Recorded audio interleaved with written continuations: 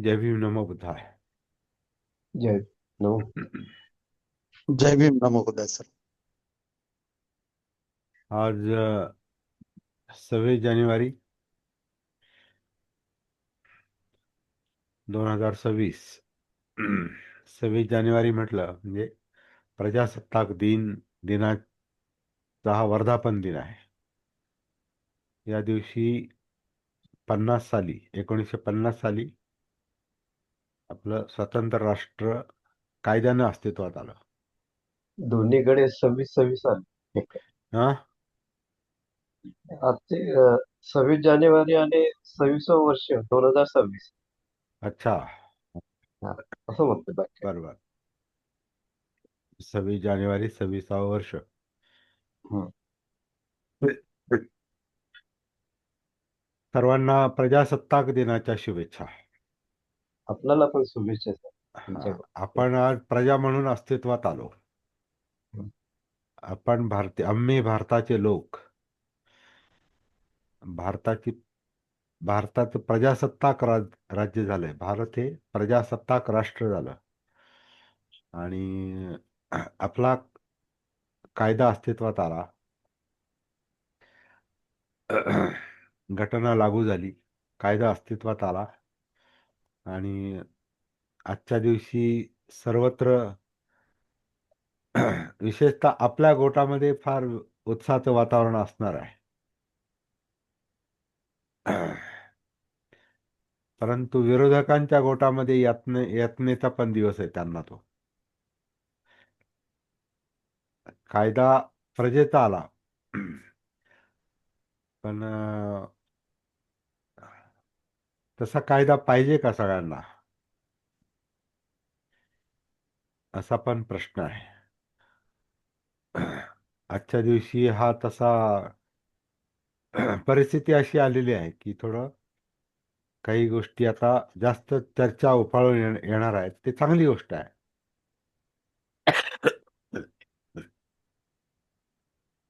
जसं बाबासाहेबांनी म्हटलं की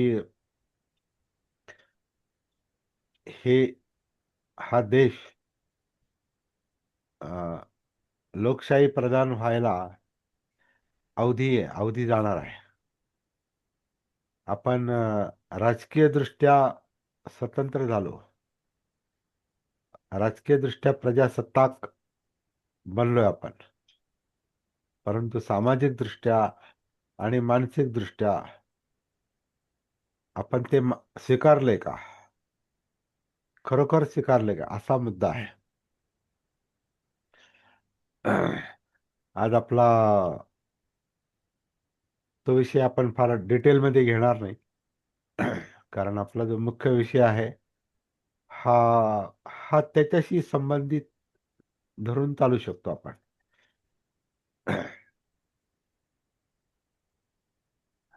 थोडासा विचार केला, थोडा सखोल चिंतन केलं तर थोडं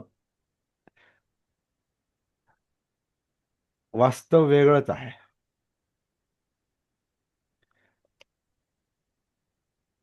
वास्तव वेगळं आहे आणि ते काय आहे त्याच्यावर स्वतंत्र चर्चा आपल्याला करणं गरजेचं आहे.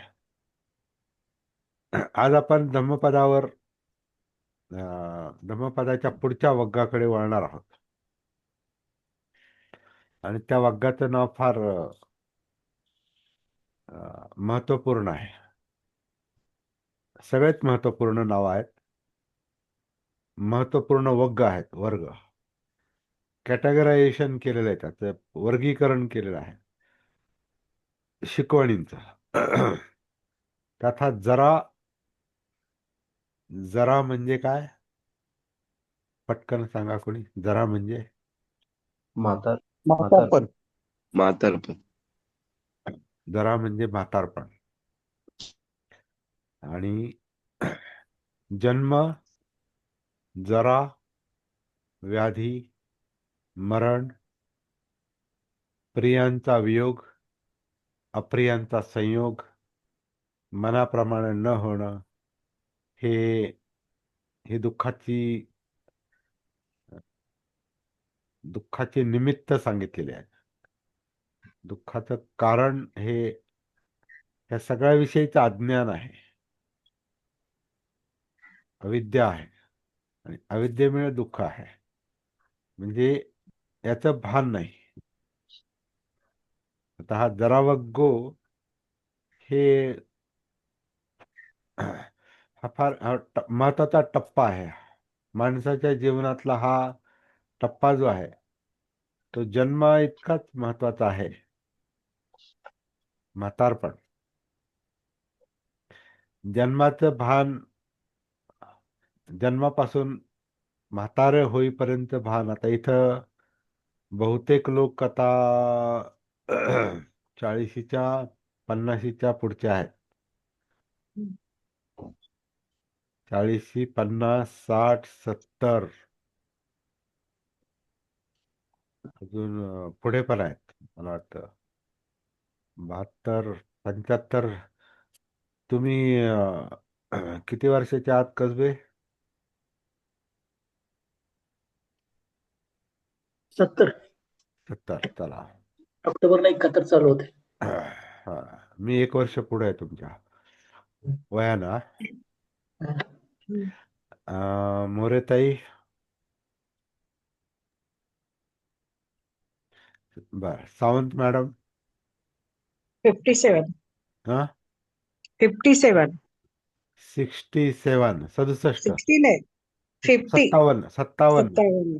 हो. 57. ओके. 72 साठीच्या माझं हा 72 माझं आहे. अच्छा, तुम्ही 1 वर्ष माझ्यापेक्षा पुढे आहात. ओके. हम्म. हा. शीला मॅडम, 58. 58. घोडके बाबूजी, 69. 69. 69. जगदीश मागडे 58. जगदीश मागाडे 58.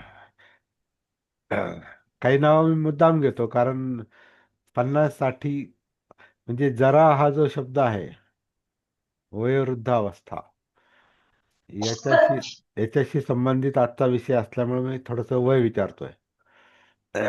कारण कसं आहे, जर तरुणांची संख्या इथं खूप मोठी असती तर ते म्हणतील काय म्हातारपणाच्या गोष्टी लावल्यात. हं? काय म्हातारपणाच्या गोष्टी लावल्यात, म्हातारपणावर बोलताय. मस्के किती आहे? 40, 42? तुम्ही 43. 45. चला, 40च्या पुढे आहात तुम्ही. चष्मा लागला नाही का तुम्हाला? ओके, चष्मा लागला. चष्मा लागला. अनिल, 55. 55. अनिल शेजवळकर, वय सांगा, वय. 49. 49. माया जाधव मॅडम, 56. 56. ओके. म्हणजे 40च्या आणि 72च्या आत आहे. 40च्या आणि 70च्या आत आहे. 70 म्हणजे 71, 72 ते 70, 80, 79 पर्यंत 70चा तो काळ असतो. पहिले 7वं दशक, 8वं दशक, 70. तर आपल्या दृष्टीने तसं काय म्हणजे वावगा विषय नाही हा. इथं तरुण फक्त कमी वयाचे फक्त अशोकच दिसतात. बाकी सगळे आपण 40च्या पुढे आहोत, 50च्या पुढे आहोत, 60च्या पुढे आहोत, 70च्या पण पुढे आहोत. 70 लागून गेलं, उलटून गेलं. म्हणजे जरा म्हातारपण हा आपला बहुतांश लोकांचा अनुभव आहे. दाराजवळ थंडी वाजती दारा. बहुतांश लोकांचा हा अनुभव आहे, म्हातारपण. प्रश्न असा आहे की म्हातारपणाचं भान आहे का?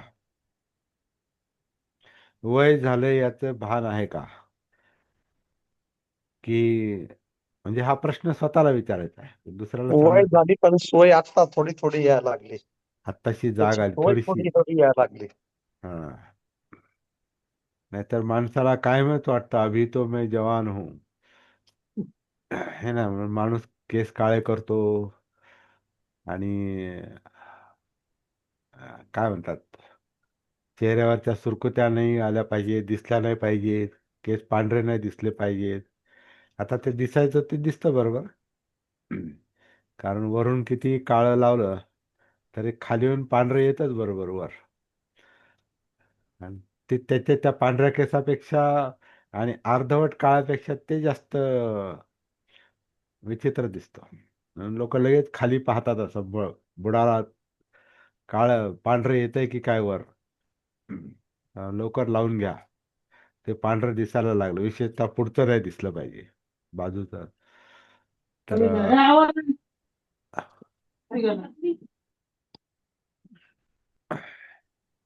तर जरा म्हातारपण माणूस झाकायला पाहतो. असं का होत असेल बरं? म्हातारपण का नकोय? तरुण पण पाहिजे. आणि तुकारामांच्या भाषेत लहानपण देगा देवा, मुंगी साखरेचा रवा, जया अंगी मोठेपण तया यातना कठीण. हे तुकारामांचा अभंग, प्रसिद्ध अभंग आहे, माहिती असेल तुम्हाला. आणि फार छान अभंग आहे. आणि त्यासाठी लहान, अं? पण ते लहानपण दे का देवा यासाठी आहे की ते नरागस मन असतं त्यासाठी पाहिजे ते. हा, निरागस मन असतं पाहिजे, ते निरागस मन पाहिजे, कारण ते थोडस मुक्त असतं. परंतु आपण बाल म्हणजे लहानपण आपलं जर टिकूनच राहू शकत नाही. आपण जरा अवस्थेला कधीतरी येणार, तरुण होणार आणि जरा अवस्थेला येणार. बालपण हे शाश्वत नाही. त्यामुळे इच्छा किती निरागसपणाची असली आणि बालपणाची असली तरी बालपण टिकून राहत नाही, तारुण्य पण टिकून राहत नाही, आणि म्हातारपण पण टिकून राहत नाही. कारण पुढची स्टेप आहे ते. तर जीवनातले हे जे टप्पे आहेत, हे टप्पे आपण जीवनाच्या संपर्कात असलो तरच लक्षात येतात. म्हणजे सतीमध्ये असू, भानावर असू, जागृत असू, तरच आपल्याला हे टप्पे आपल्या चिंतनाचा विषय बनतात. नाही तर माणूस याचा काय विचार करत बसायचंय म्हणून आनंद शोधत असतो, कारण त्याला आनंद पाहिजे असतो. पण खरं म्हणजे आनंद नाही पाहिजे त्याला, तो नाही म्हणून शोधतोय ना. म्हणजे आनंद नाही म्हणून तो आनंद शोधतोय, पण त्याला आनंद नाही पाहिजे. काय पाहिजे मग? त्याला पाठीमागे ज्या यातना दडलेल्या आहेत त्या यातना नको आहेत, दुःख नको आहेत. दुःख नको आहे म्हणून त्याला आनंद पाहिजे, कारण दुःख त्रास देतं, दुःख अस्वस्थ करतं, दुःख विचलित करतं. म्हणून आनंद पाहिजे. आनंदासाठी आनंद नाही पाहिजे, दुःख मुक्ती पाहिजे.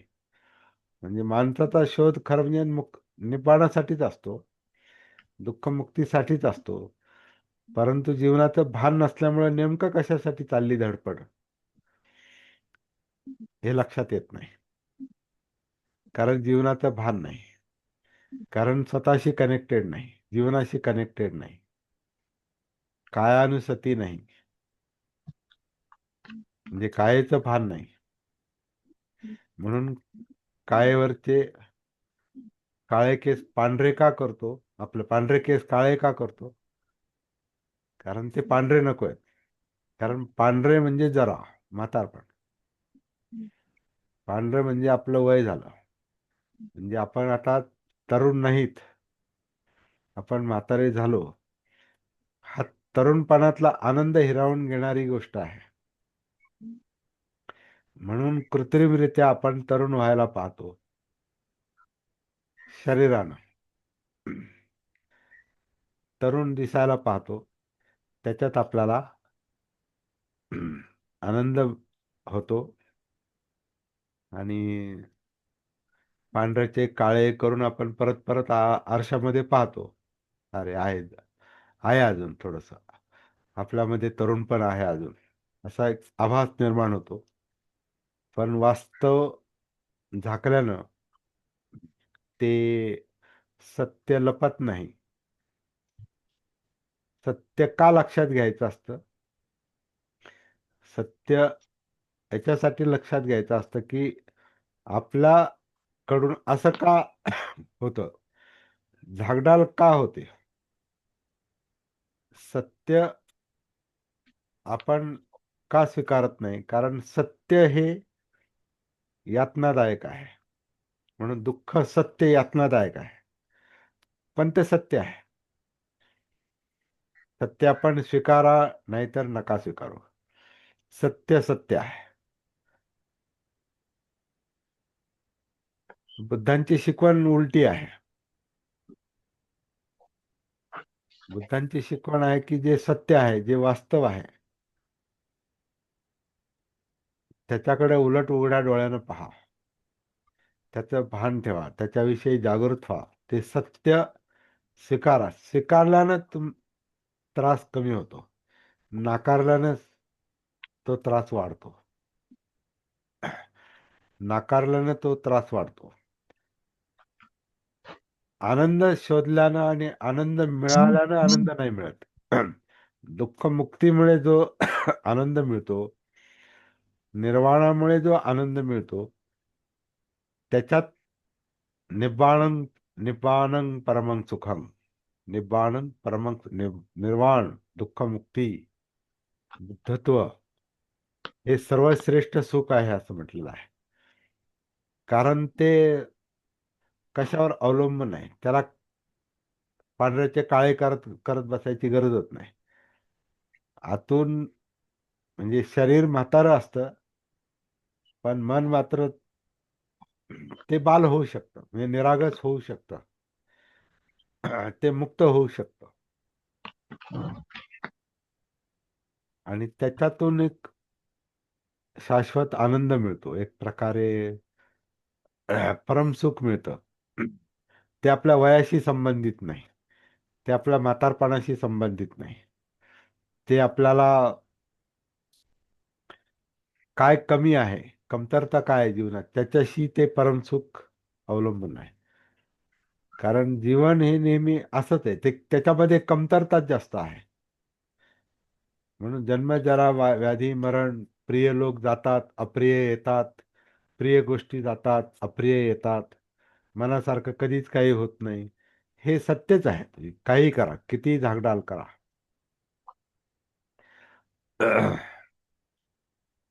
ते ग्रामीण भागात म्हण आहे ना, ते कोंबडं किती डाललं तरी ते आरवल्याशिवाय राहत नाही. जीवनाची किती झागडाल केली आणि नाकारलं आपण, आणि त्यातलं सत्य नाकारलं, तरी ते जन्म, जरा, व्याधी, मरण, प्रियांचा वियोग, अप्रियांचा संयोग, मनासारखं न होणे, याच्या निमित्तानं ते पुढे येणारच आहे, येतच. तर बुद्धांचं म्हणणं हे स्वीकारा, हे स्वीकारलं पाहिजे. आता या जरा वाग्गामध्ये पहिलीच गाथा त्याच अर्थाची आहे. त्याच्या अनुवादाशी मी सहमत नाही. आणि का सहमत नाही ते आपण त्याकडे पाहूया आणि मग विचार करूया. 146वी गाथा आहे धम्मपदातली आणि जरा वग्गातली पहिली गाथा. कोनु हासो किमानंदो नित्यं पज्जलिते सती, अंधकारेण ओनद्धा पदीपं न गवेसथ. अनुवाद असा केलाय, भाषांतर: जिथे प्रत्येक क्षणी सर्व काही भस्मसात होत आहे आणि तुला हसणं आणि आनंद सुचतो, अर्थात ते म्हाताऱ्या माणसाला, जो जरा जर्जर आहे, म्हणजे म्हातारपणात एखाद्या म्हाताऱ्यालाच उद्देशून ही गाथा असली पाहिजे. तुला हसणं सुचतंय, आनंद सुचतोय, असं त्यांनी काही अनुवाद चांगला केलेला आहे. परंतु पुढचा जो आहे की निश्चंग, जिथे सर्व काही भस्मसात होत आहे आणि तुला हसणं आणि आनंद सुचतो, अविद्यारूपी अंधकारानं घेरलेले असून सुद्धा तू ज्ञानरूपी दीप का शोधत नाहीस? अं, अशा अर्थात अशा अर्थाची ही गाथा आहे. फक्त एका ठिकाणी जो मुद्दा आलेला आहे तो त्यांच्या हातून निसटलेला आहे. भदंतानंद कौशल्यांचा अनुवाद आहे तो, हिंदी अनुवाद. त्याचाच नरेंद्र बोखारेंनी मराठीत केलेला आहे आणि बार्टीनं ते प्रकाशित केलेलं आहे. तर एक मुद्दा त्यांच्याकडून निसटला असं माझं मत आहे. कोण हासो, म्हणजे कसलं हास्य म्हाताऱ्याला सांगतात, कारण त्याला हसायचंय, कारण तो तो दुःखी असणार आहे. ज्याला हे सांगतात तो दुःखी असणार आहे, कारण त्याला म्हातारपणाचा त्रास असणार आहे. जरा जर्जर म्हणतात त्याला, म्हणजे जर्जर झालाय, तो त्रास असणार आहे, काहीतरी यातना असणार आहे. त्याला तो आनंद शोधतोय, हास्य शोधतोय. हास्य आनंद सगळे शोधतात, परंतु हसण्यानं दुःख यातना वास्तव लपत नाही. तर ते सांगतात की कसलं हास्य, म्हाताऱ्याला सांगतात. कसला आनंद, म्हणजे आनंदात मशगूल. तो मशगूल याच्यासाठी एका जरा जरा जर्जर त्याचं वयाचं भान नाही, आणि तो मनोरंजनात, हसण्यात, आनंदात गर्क आहे. म्हणजे जीवनाचं भान नाही, स्वतःपासून तो लांब आहे, वास्तवापासून तो लांब आहे. तो हसण्यात आणि आनंदात दंग आहे. पुन्हा निश्चंग पज्जलिते, सर्वत्र म्हणजे अग्नी आहे, प्रज्वलित आहे, सगळीकडे भडका आहे, असं त्यांनी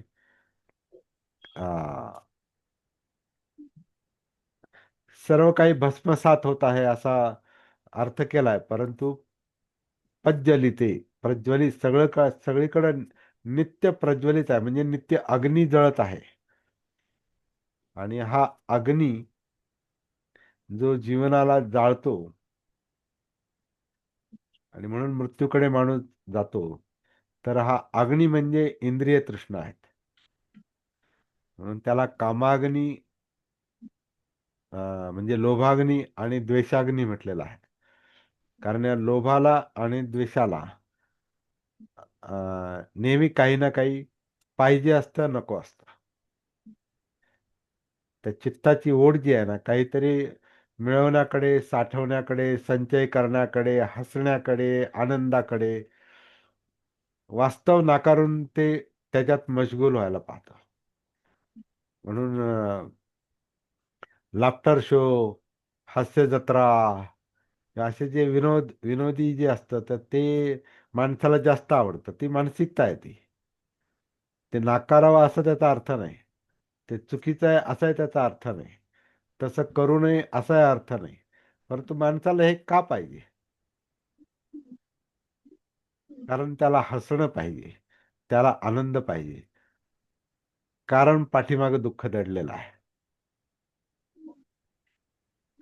तुम्ही आता बहुतेक हास्य कलाकारांचं जीवन बघा, बहुतेक कलाकारांचं जीवन बघा. आता पूर्वीच्या काळातले, समजा आमच्या काळातले, अलीकडपर्यंत चाललेलं नाव आहे ते महमूद. महमूद हा त्या काळामध्ये म्हणजे फार मोठा हास्य कलाकार होता तो. त्याच्यामध्ये बरेच बाकीचे पण अभिनयाचे, नृत्याचे, विनोदाचे बरेच गुण त्याच्यामध्ये होते. आणि तो म्हणजे त्याची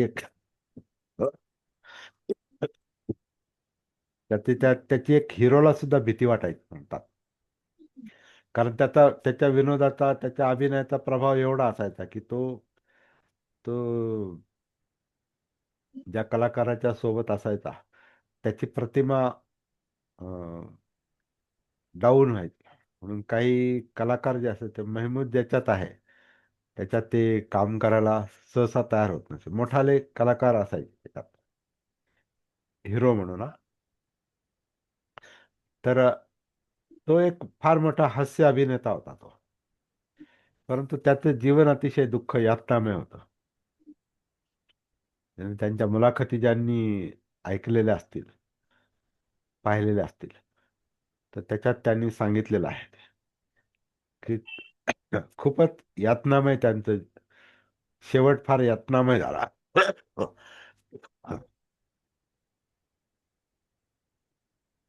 त्याच्या जीवनावर त्यांनी एक वास्तववादी एक वास्तविक सत्य सांगणारा एक चित्रपट त्यांनी जो काढला तो कुंवारा बाप. त्यानिमित्तानं त्याने त्याच्या अपंग मुलाच्या यातना सांगितलेल्या आहेत. आणि अलीकडं एक व्हिडिओ त्याचा मी पाहिला, तर त्याच्यामध्ये ते सांगतात की तो अपंग मुलगा नंतर जो गायब झाला, घरातून गेला, तर कुठेही माहिती नाही कुठे. कुवारा बाप चित्रपटाचं नाव आहे. हा, कुवारा बाप. कुवारा बाप, हा सॉरी, कुवारा बाप. त्यातला तो मुलगा जो आहे ना, तो त्याचा मुलगाच आहे तो. मी काय म्हणालो? कुवारा बापच म्हणालो ना. हॅलो मागाडे. बरोबर आहे, बरोबर आहे. हा. तर तो मुलगा नंतर गायब झाला. त्याच्या त्याच्या अपंगत्वामुळे त्यांची जे त्याच्यावर जे काही त्या मुलावर आणि त्या कुटुंबावर जे काही बेतलं ते यातना त्याने त्या चित्रपटात सांगितल्यात. आणि आता अलीकडची त्याची प्रत्यक्ष मुलाखत मी ऐकली, तर म्हणे तो मुलगा जो घरातून गायब झाला तो कुठे माहिती नाही. आणि तो जाहीरपणे बोलतोय की तू तू जिथं असशील तिथं सुखी राहा. तर एवढा मोठा हास्य कलाकार, हे त्याच्या यातना पण तेवढ्या मोठ्या असतात आणि म्हणूनच मोठा विनोद सुचतो असं पण आहे बरं का. म्हणजे मला असं वाटतंय जेवढं मोठ्या यातना दुःख असताना तेवढा मोठा माणूस मोठ्यानं हसायला पाहतो, विनोद करायला पाहतो. आणि त्यातलं एक गोष्ट थोडीशी नजरेआड होते, व्हायला नाही पाहिजे.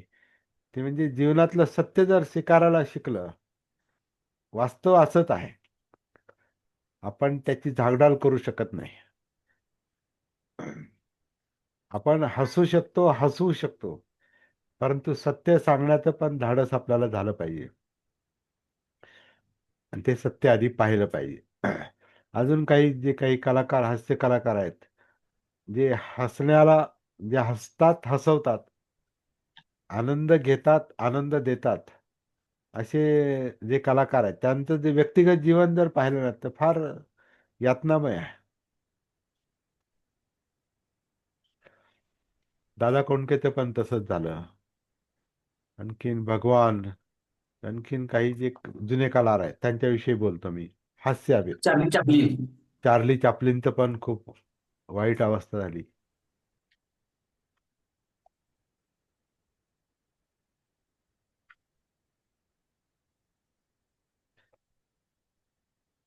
तर थोडस भान हरवलेली पण अवस्था आहे ती.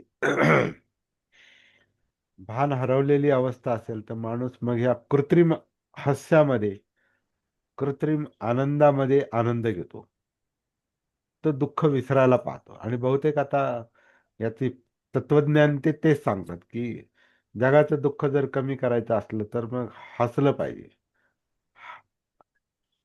हसलं पाहिजे.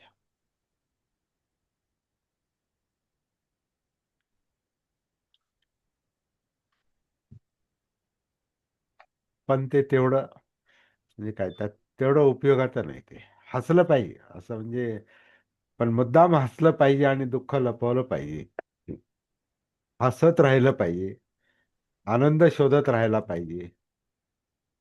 हे जरी चांगलं वाटत असलं तरी ज्याच्यामुळे हे आपण सगळं करतो ते पाठीमागचा अंधार, दिव्याखाली अंधार म्हणतो ना आपण, तसं हास्याखालचं दुःख जे आहे,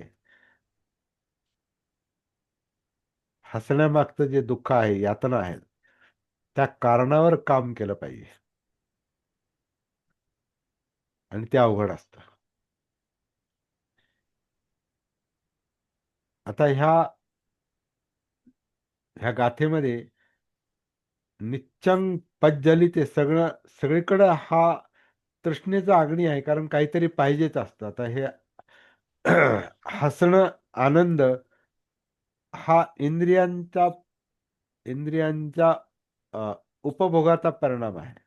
हे काहीतरी विचित्र दिसलं की माणूस हसतो, विचित्र काहीतरी ऐकायला आलं की माणूस हसतो, आणि ते काहीतरी विचित्र सारखंच घडलं पाहिजे, आणि आपण हसत राहिलो पाहिजे, आणि आपण आनंदी राहिलो पाहिजे, अशी एक इच्छा असते. म्हणून आपण पटकन जे विनोदी चित्रपट आहेत किंवा विनोदी सिरियल आहेत, म्हणून मगाशी जे म्हटलं लाफ्टर किंवा हास्य जत्रा, चला हवा येऊ द्या, ही माणसं एवढ्या मोठ्या प्रमाणात का पाहतात? लाखो लोक पाहतात ते, आणि त्याच्यात खूप आनंद मिळतो, आपल्याला आनंद मिळतो. परंतु जरा जीवनाकडे उघड्या डोळ्याने जर पाहिलं, वळून जर पाहिलं, आपल्या स्वतःकडे पण आणि त्या कलाकारांकडे पण, म्हणून मी कलाकारांची उदाहरणं दिली, तर ते हसवतात आपल्याला. तर त्यांचं व्यक्तिगत जीवन कसं आहे? यातनामय आहे. बहुतेकांचं 90% आपण पाहतो ते, आणि शेवटी शेवटी ते त्यांच्या लक्षात येतं. कारण जोपर्यंत ते कलाकार अभिनय करतात, तोपर्यंतच लोक त्यांना मान देतात किंवा पैसा देतात. पण यांचं हसणं बंद झालं, हसवणं बंद झालं, की लोक पाठ फिरवतात. म्हणजे तुम्ही त्यांचं मनोरंजन करता, म्हणून ते तुम्हाला जास्त किंमत देतात, भाव देतात, तुमचं हसणं विकत घेतात. पैसे देऊन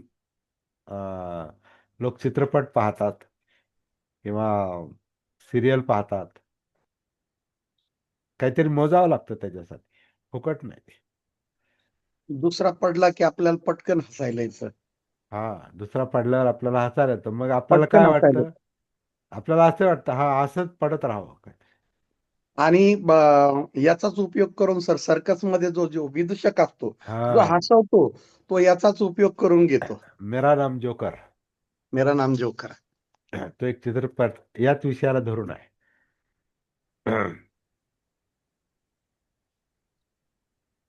जाने कहाँ गए वो दिन. दुसरं एक उदाहरण असं आहे की विठाबाई नारायणगावकर हा, अतिशय बिकट अवस्था झाली खूप शेवटी. खूपच. तुमचा मोठा जुना तो हास्य कलाकार वसंत शिंदे, असे काही का कलाकार, कवी, अभिनेते, बहुतेकांचं जे जीवन आहे हे, ते कसं आहे, त्यांना त्या कलेमध्ये तर त्यांचा व्यवसाय पण बनलेला असतो. त्याच्यामध्ये ते इतके मशगूल असतात का ते स्वतःचं भान विसरलेले असतात. आणि जेव्हा सत्य समोर येतं, वास्तव समोर येतं, म्हणजे नंतर म्हातारपण समोर येतं, किंवा ते जे करत आलेले आहेत ते जेव्हा त्यांच्याकडून होत नाही, त्यांना अभिनय करता येत नाही, हसवता येत नाही, तर लोक पाठ फिरवतात. लोकांनी पाठ फिरवली म्हणजे यांचे पैसे बंद. काही लोकांना तर म्हणजे साध्या औषधाला सुद्धा पैसे राहिले नाहीत, असे काही कलाकार आहेत, मोठाले कलाकार.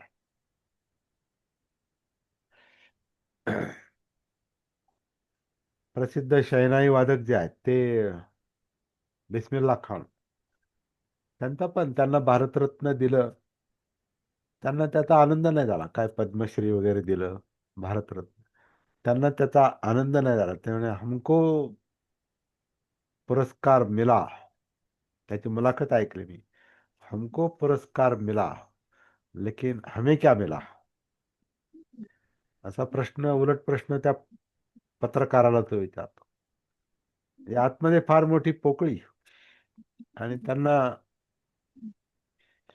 ते सनई फुंकून फुंकून त्यांना जो फुफ्फुसाचा वगैरे काय आजार झाला, त्याला दवाखान्याला पैसे नव्हते त्यांच्याकडे असं म्हणतात. तर आपल्याला पण ते वास्तव आहे, ते होतच. त्याला काय बाकीची कारणं आहेत ती आहेत.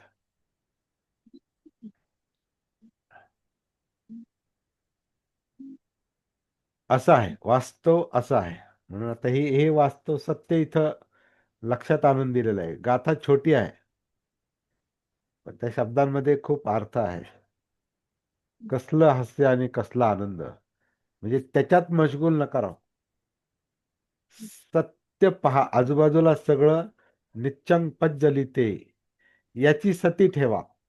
असा सती शब्द आलाय तिथे, मग तो शब्द निसटलाय यांच्याकडून, अनुवादकाकडून. म्हणते आनंदांकडून पण विसरला असेल, आणि मराठी ज्यांनी केलं त्यांचं पण, कारण त्यांनी ते हिंदीवरून मराठी केलंय. सती याचं भान ठेवा की आजूबाजूला सगळं जळतंय, निच्चंग पज्जलिते. आणि जळतंय म्हणजे काय, की आपण नेहमी अपेक्षा, आशा, आकांक्षा, तृष्णा, इंद्रिय तृष्णा, हे पाहिजे, हे पाहायचंय, ते ऐकायचंय, ते खायचंय, त्याचा गंध पाहिजे, सुगंध पाहिजे, अत्तर पाहिजे, काय काय पाहिजे, मेकअप काय पाहिजे, आणि बरंच काय काय पाहिजे, ज्याच्यातून आनंद मिळेल. आपलं वास्तव दडलं जाईल, झाकलं जाईल. अशा अर्थाची ही गाथा आहे. म्हणून जे इंद्रिय तृष्णा, तो अग्नी आहे, त्याला कामाग्नी, द्वेषाग्नी म्हटलेला आहे. म्हणजे जे मिळत असेल, जे इंद्रियांना जे मिळतं ते ग्रॅब करण्याकडे, म्हणजे ओरबाडण्याकडे माणसाचं लक्ष असतं. आणि जे मिळत नाही त्याचा द्वेष करण्याकडे जास्त शक्ती जाते. त्याचा त्याचा एक संताप येतो की आपल्याला पाहिजे ते मिळत नाही, त्याचा द्वेष येतो. आणि त्याच्या पाठीमागे अनेक कारणं असतात. आपला स्वभाव, आपला मी, आपल्या अपेक्षा, इच्छा, तृष्णा, ते सगळंच घटनेला धरून जर विचार केला आणि त्याच्या खोलात जर शिरलं एक एक उदाहरण घेऊन, तर आपल्याला ते लक्षात येतं की पाठीमागं खूप खूप कारणं दडलेली आहेत. आणि ते आपल्या चित्तामध्ये आहेत, ते आपल्या मनामध्ये आहेत, ते आपल्या भूतकाळामध्ये आहेत, ते आपल्या संस्कारामध्ये आहेत, ते आपल्या स्वभावामध्ये आहेत. तर हे सगळं पाहायचं असेल तर स्वतःकडे वळावं लागतं, स्वतःमध्ये उतरावं लागतं, कायेमध्ये उतरावं लागतं. कारण त्या कायेमध्ये सगळे धम्म आहेत. सत्य आहे, वास्तव आहे, जाणीव आहेत, चित्त आहे, विचार आहेत. या कायेलाच इंद्रिय जोडलेली आहेत. म्हणून या कायेमध्ये श्वासाच्या आधारे आपल्याला आतमध्ये आनापान पाहावं लागतं, बाहेर नाही. बाहेरचं ध्यान करून आपण आत नाही उतरू शकत. आणि वरवर फिरलो आपण तरी पण ते नाही सापडत. आनापान हे श्वासपटलामध्ये, त्याचं नावही श्वासपटलच आहे. तो जो पडदा आहे, तो छाती आणि पोट ह्याच्यामध्ये जे हेलकावे चाललेले आहेत आन आणि अपानसाठी, त्याच्यामुळे अनापान होतं. तिथं गेलं पाहिजे.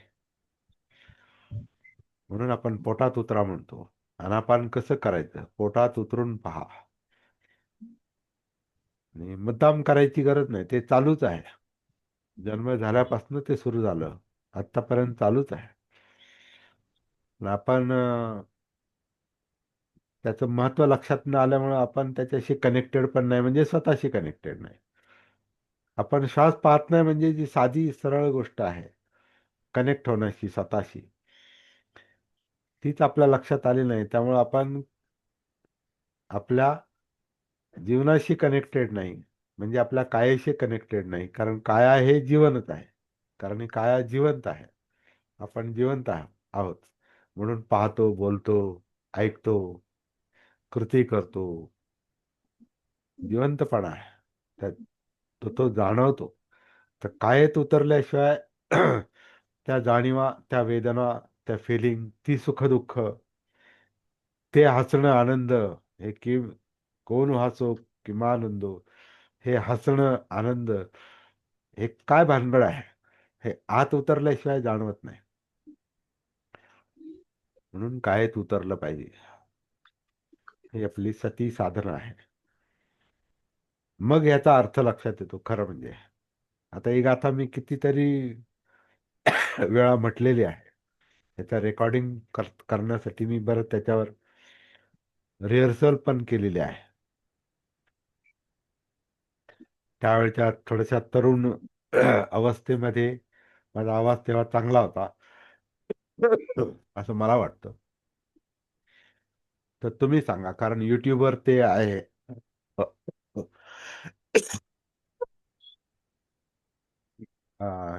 कालपासून थोडस पित्ताचा पण त्रास सुरू झालाय, त्यामुळे खोकला येतोय. आवाज चांगला होता. हा, तर त्या धम्मपदामध्ये तो आवाज लोक म्हणतात चांगला आहे. हो. मला नाही थोडं ऐकलं तो, मला तेवढा पसंत, मला तेवढा नाही आवडतो. त्याचं कारण आहे की खूप चांगला रियाज करून किंवा खूप चांगली प्रॅक्टिस करून मी ते केलं नाही. घाई गडबडीत झालं.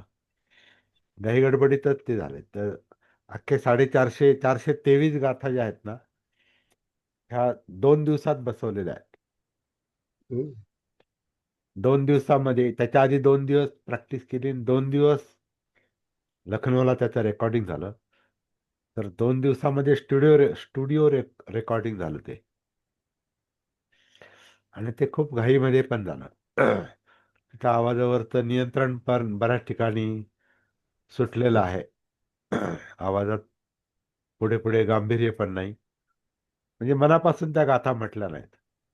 पण त्याच्या निमित्तानं मी ही पण गाथा आधी म्हटली, पण त्याचा अर्थ मला हा आत्ता लागतोय. आत्ता म्हणजे आज तर बोलता बोलता मला आत्ता बोलता बोलता मला वर्तमानातच त्याचं जे काही सुचतंय बोलायला ते आत्ताच आलेलं आहे लक्षात. सती हा त्यावेळेला विषय पण नव्हता डोक्यात. त्यामुळे त्यावेळेला त्याचा अर्थ लक्षात आला नसेल. त्यामुळं मनापासून नुसतं पठणासाठी, सुरेल पठणासाठी म्हटलो मी. पण त्याचा जो अर्थ, गर्भित अर्थ, अन्वयार्थ, त्याचा संदर्भ, हे काहीच लक्षात नाही आलं. त्यावेळची प्रॅक्टिस ही म्हणजे आता त्याला 16-17 वर्ष झाली त्याला. त्यावेळची प्रॅक्टिस तेवढी सखोल नव्हती. सुरुवात झाली होती, पण तेवढ्या सखोल याच्यात मी गेलो नव्हतो.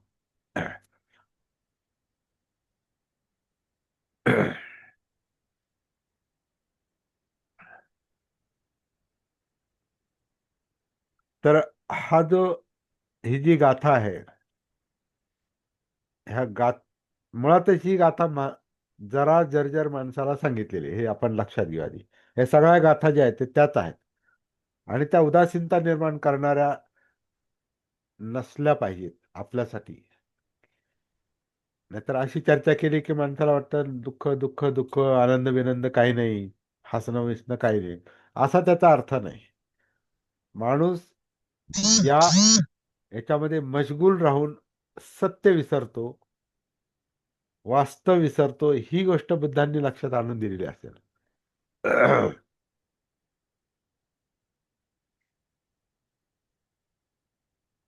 अंधकारेन ओनद्धास, आपण सगळे त्या अज्ञानाच्या अंधकारामध्ये गुरफटलेले आहोत, घेरलेले आहोत. ज्याला अविद्या म्हटलेलं आहे, अज्ञान म्हटलेलं आहे, अजागृत अवस्था म्हटलेलं आहे, सती नसलेली अवस्था म्हटलेली आहे, प्रमाद म्हटलेला आहे. आपण आपल्या जीवनामध्ये या अंधकाराने आतमध्ये वेढलेले असतोय. म्हणून आपल्याला अस्तित्व जाणवत नाही. म्हणून ते अनकॉन्शियस माइंड जे मोठं आहे तो अंधारच आहे. तो अजागृत मन म्हणजे अंधार आहे. त्यानं आतमध्ये सगळं वेढलेलं आहे. म्हणून आपल्याला आपला श्वास पाहायला गेलं तर नीट जाणवत नाही.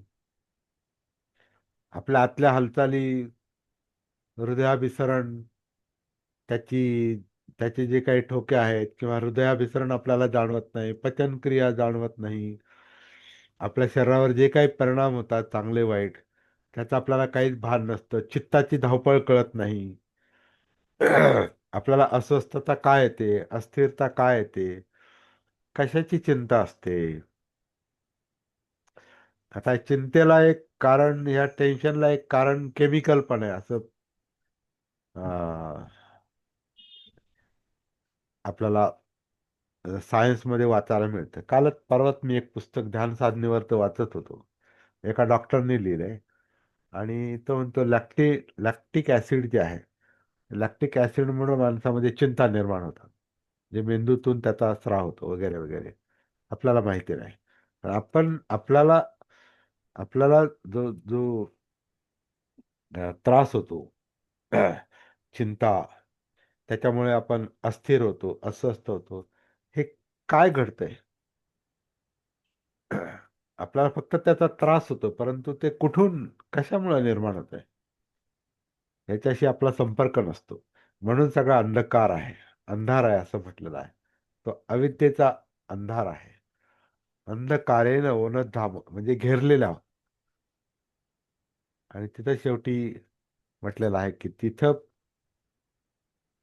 प्रदीप का लावत नाही, तिथं तो जागृतीचा दिवा, सतीचा दिवा का शोधत नाही, असा मी तिचा अर्थ घेतोय. तो याच्यात नाही आला, पण मला त्याचा अर्थ तसा लक्षात येतोय की जागृतीचा दिवा या अंधारामध्ये का शोधत नाही, अशी जणू काही जाणीव बुद्धांनी या पहिल्या गाथेमध्ये सांगितलेली, लक्षात आणून दिलेली आहे. पण आता हे जरी म्हाताऱ्याला सांगितलं असेल, वयोवृद्ध माणसाला जरी सांगितलं असेल, तरी हे तरुणाला पण लागू आहे, हे सगळ्यांना लागू आहे. परंतु हे अशा म्हाताऱ्याला ते सांगत असतील की जो म्हातारा झालाय तरी अजून त्याला जाग नाही, अजूनही कळत नाही, अजूनही तो हसणं आनंद याच्यातच जाते आणि मृत्यू जवळ येतोय. म्हातारा झाला म्हणजे आता मृत्यूकडे जाणार आणि तो आनंद शोधतोय, कारण ते आधी तेच केलेलं असेल. म्हातारपणात वेगळं काय करणार? उलट ते तसं करता येत नाही, तरुणपणासारखं वागता येत नाही, तरुणपणातला आनंद म्हातारपणात घेता येत नाही, म्हणून तो जास्त दुःखी होतो. तेव्हा जाग होण्याचा अभ्यास केला नसेल, सराव केला नसेल, आता म्हातारपणात काय करणार? परत मार्ग माहिती नसेल, काय करायचं ते माहिती नसेल. म्हणून नच्च गीत वादित काय बाबूजी, काय ते गाथा?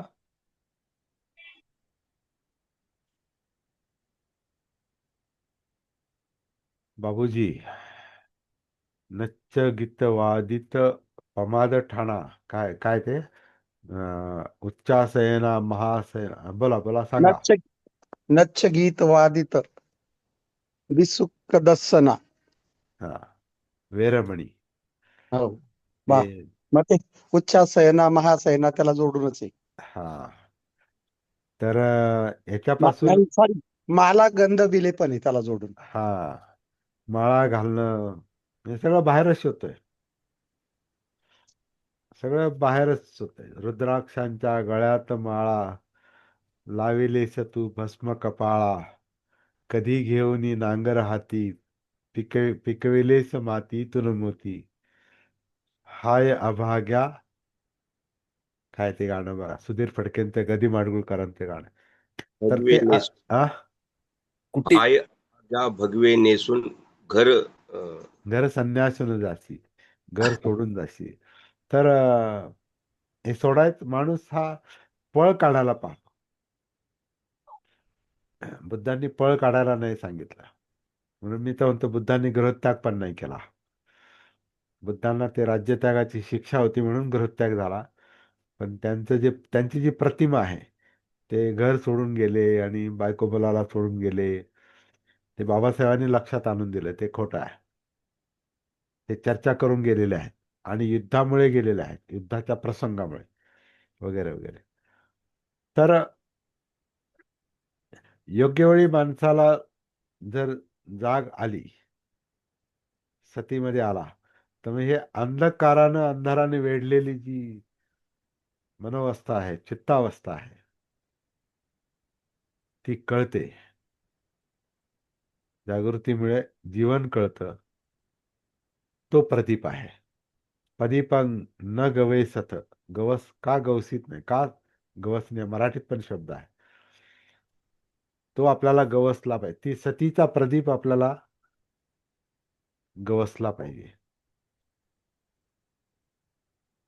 मग या कृत्रिम आनंदाची आणि कृत्रिम हास्याची, कृत्रिमेची म्हणजे सापेक्ष, कोणीतरी काहीतरी करावं मग मी हसेल, तर काहीतरी विनोद घडावा मग मी हसेल, अशी याची गरज उरत नाही. याचा अर्थ आपण हसणार नाही आणि आनंद घेणार नाही असा त्याचा अर्थ नाही. पण जिथं दुःखाचं प्रमाणच आपलं जर कमी होत असेल जागृतीमुळे, सतीमुळे, तर कृत्रिम गोष्टीची गरजच भासत नाही. जिथं दुःख कमी किंवा दुःख मुक्ती आणि निबाणच मिळालं, तर मग परमसुख मिळतं.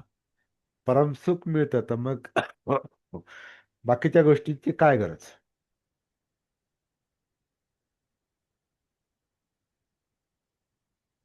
असा या गाथेचा एक सर्वसाधारण आपल्या चिंतनातून एक अर्थ लागतोय.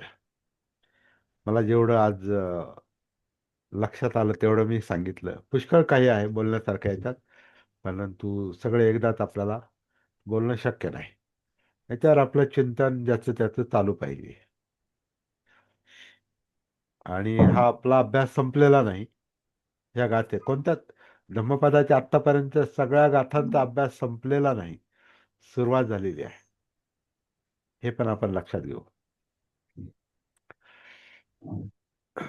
या ठिकाणी मी थांबतो.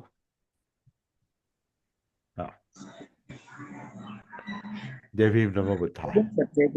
जय भीम सर्वांना. जय भीम सर्वांना. जय भीम, नमो बुद्धाय.